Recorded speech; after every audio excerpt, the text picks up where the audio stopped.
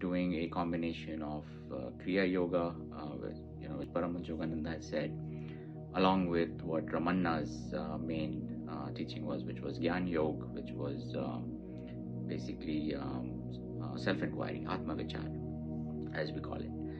And there you keep, he basically said, look, in this contemporary world, with all these distractions that are about to come, for somebody to sit and go through the whole eightfold path of the Yoga Sutra is virtually impossible. Let me give you a shortcut rather than trying to remove one at a time.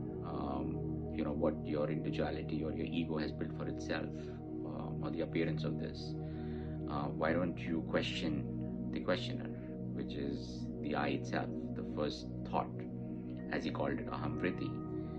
And eventually, as you keep questioning it, you will realize that you can't find this illusionary I that everybody seems to be holding on to.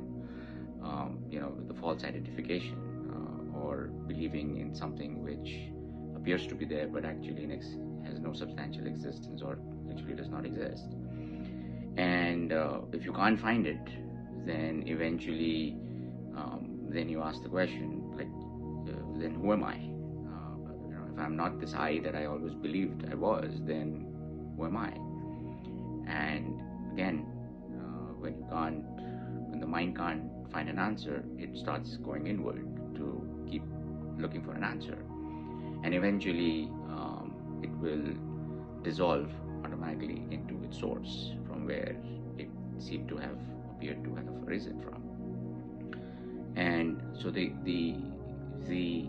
method of self-inquiry actually is not to remove the questions, even though you're questioning the questions, but it is actually to start questioning the questioner. And the idea is that eventually the questioner will dissolve. And once the questioner dissolves, everything else, all the questions that are related to this questioner, which is the relative reality, which is what these thoughts keep being created and then being projected out as energy and then into matter, will all disappear. And once this dissolves, then what remains is your own true nature, which is silent, still, and thought free.